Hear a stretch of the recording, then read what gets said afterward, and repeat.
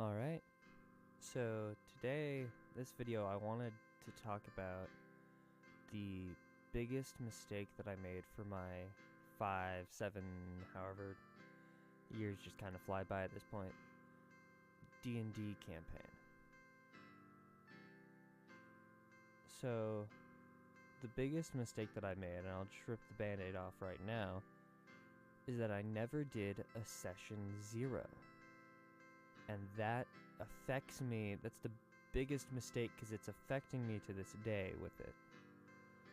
Now, for those of you who don't understand D&D terminology, welcome. It's a great game.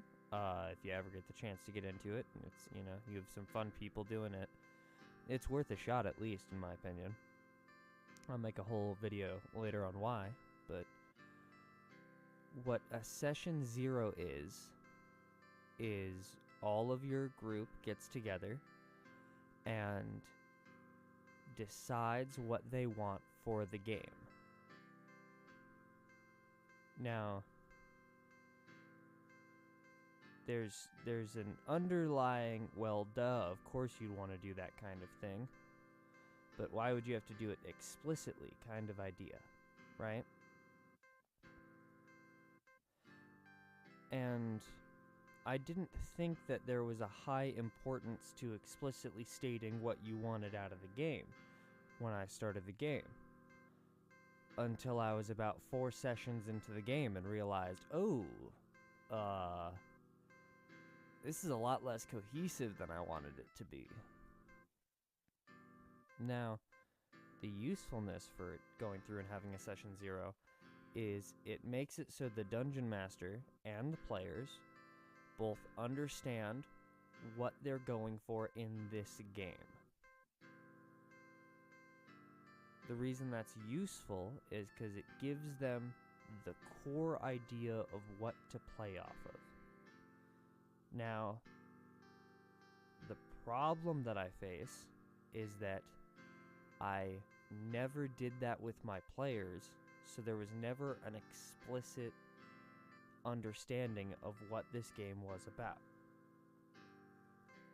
This isn't necessarily a bad thing for shorter campaigns because they don't last long enough for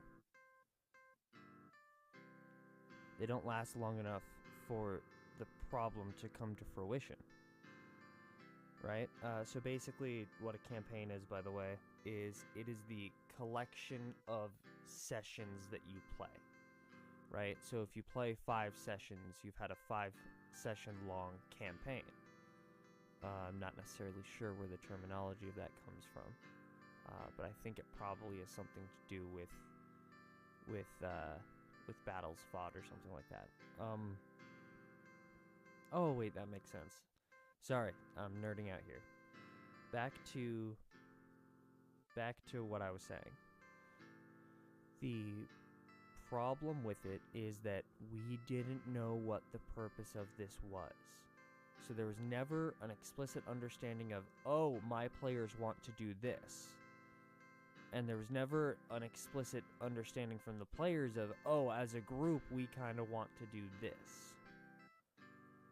And so there's a lot of discombobulation in the world, especially because the world that they're playing in is highly hostile.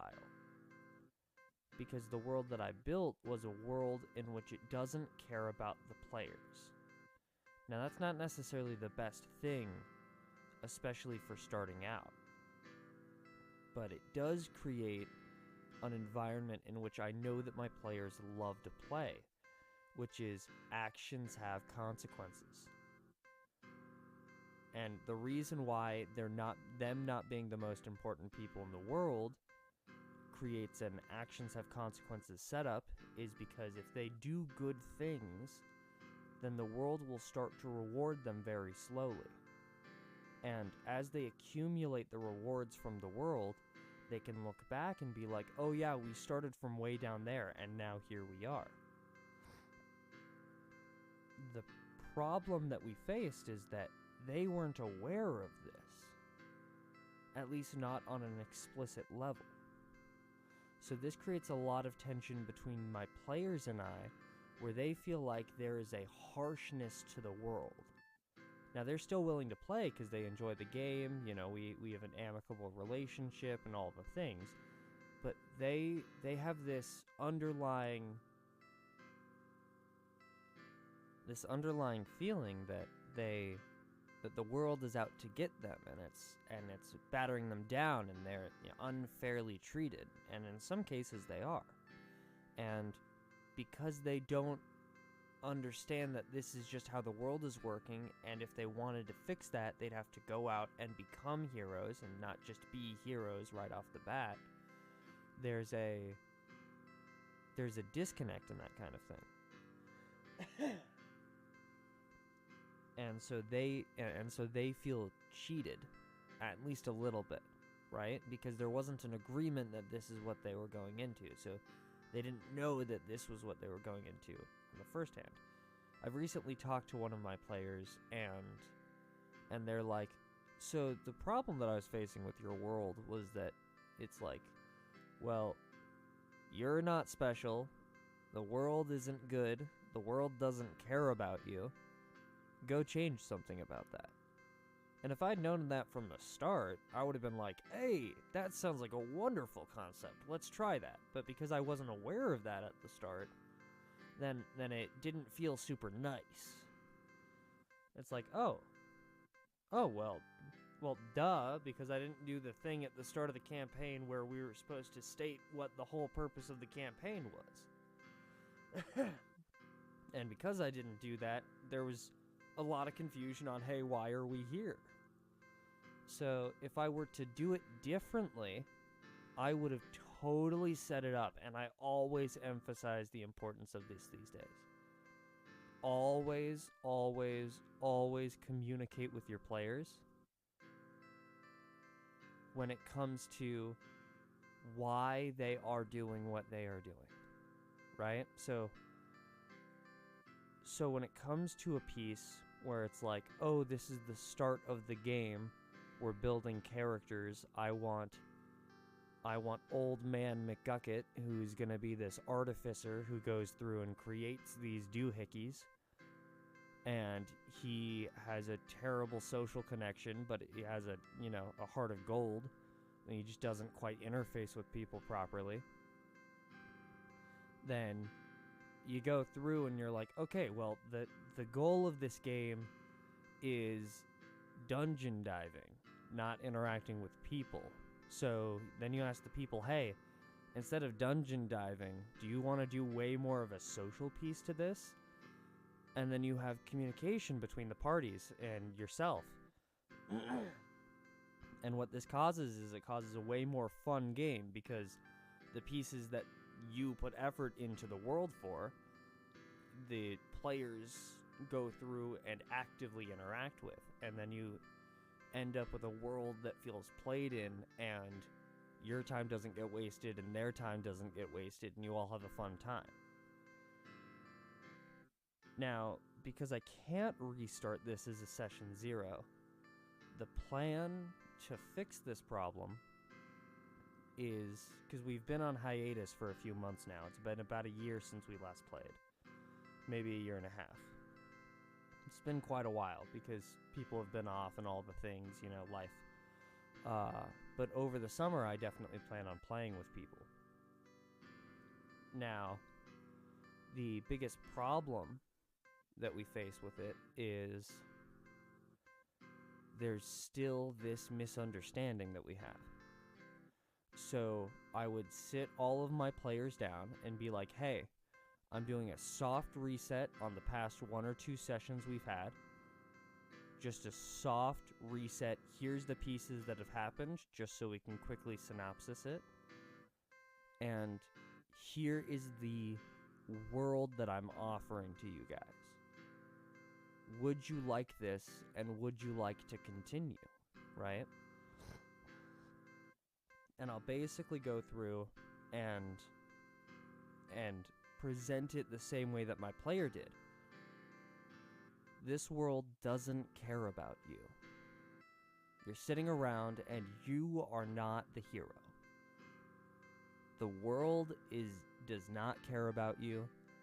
It's bad. There's unjustness in the world. People don't get treated fairly. What are you going to do about that? Right? Or an even better question is, are you going to let that stand? And so if you challenge your players with something like that, usually they'll rise to the occasion. Now, what I like about my players is that they have become heroes because they just do the actions that the heroes would do. It's very Don Quixote-esque, right? Sorry. It's very Don Quixote-esque, where they just do the actions that a hero would do.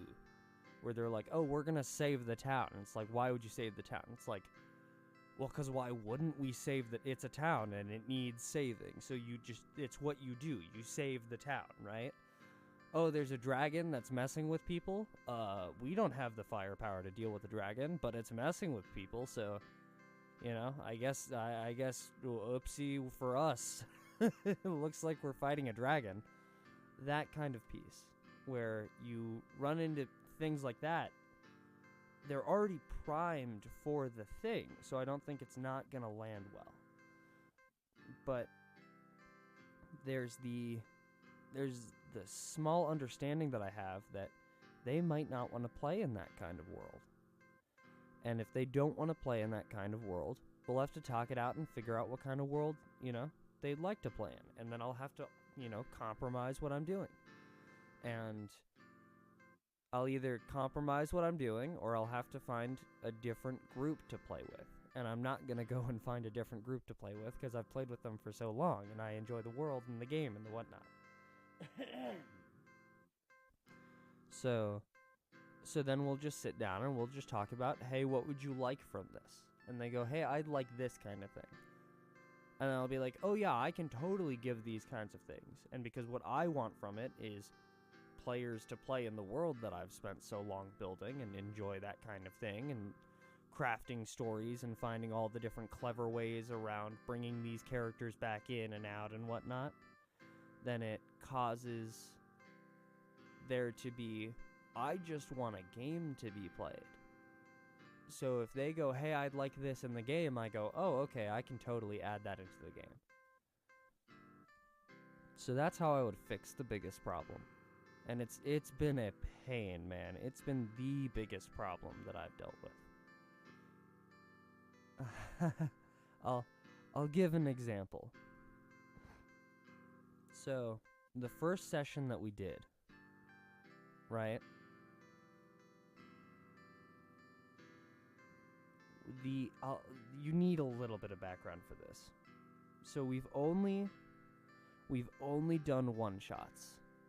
We've never done, as a group, we've never done sustained campaigns for long periods of time. Now, what a one-shot is it's pretty much what it says on the box. It's one session with these characters. So most of the time, you end up playing with some wacky doohickey characters that don't really care too much about anything, and they go through and they have like one goal. And my players are new to playing the game, and we're all wide-eyed, hey, what kind of game are we playing kind of thing. We're all like the greenest that you would expect, other than we have some capacity for playing the game, right? The reason I'm probably one of the best dungeon masters that I know is because I've made every mistake that I can possibly think of. And I've corrected every mistake I can possibly think of. But we get to the world, and I set up this town for about a week and a half. I spent about a week and a half setting up this town. And I go through and I set it up so we can have 2, 3, 4 sessions in it and have some reoccurring characters that'll mix in and all this stuff. I had like an inch of paper or half an inch of paper that was just written on this town, right? And my players walk in, they steal some cows, and they walk out. So on the fly, I have to figure out how to try to entice them back into the town. So I use a thing that I was going to use like 2 or 3 sessions later to get them to try to do some conflict. So I lure them into a piece of conflict. They go out, they fight the monsters, they come back, and they continue with their cow stealing. So they just successfully take the cows. And I'm like, oh no, I just spent a ridiculous amount of time that is just getting thrown away. But I rolled with it because I'm like, well, I'm not going to force them to go back to the town. They chose to go, so I'm going to respect their choice and just work with it, right? I'm a DM who really loves the autonomy of their players, because then it makes it so that the players feel like they're actually doing stuff, and I like it when my players feel like they're doing stuff because it means I'm probably doing my job right. But about 3 months later, I tell one of my players about this, and they go, "Oh no, you spent that long." And I showed him the amount of papers that I had. They're like, "You spent that long on it? No." And I use it as a horror story to this day for not meticulously noting everything down, right? So it taught me how to where to put the effort and focus in prep time. And it's not in the meticulous little notes of each individual piece. Those are nice if you know that everyone's going to start staying and they start reoccurring characters. It's good to develop those things. But if they just come across it, there's no need for that deep development that I had done. And that has definitely saved me hours upon hours of work. So that week and a half has definitely paid off its time. But what would have been better is, it's like if I told the players ahead of time, hey, this is one of the ideas for it. One of the problems we had was a slight miscommunication in the urgency of one of these players' motives. And so because he thought it was the most urgent thing in the world, he picked up his stuff and started running to it at full speed. Which makes sense, and it's like, good on him, he was playing the character properly, right? But I didn't understand that for his character, and we hadn't communicated on that kind of piece. So I wasn't aware of that, and he wasn't aware that I didn't think it was a super high priority. And that totally would have been all cleared up if we had done just a simple session 0. But that is one of the many problems that I've run into from not having a session 0. There's a lot of stories that can come out of that. But yeah, if I could have done anything differently, I would have just done a session 0, which I didn't know to do until I didn't do a session 0. And to fix said problem, I'm doing a soft reset and a session 0 at the start of the next campaign that I'm doing sometime over the summer.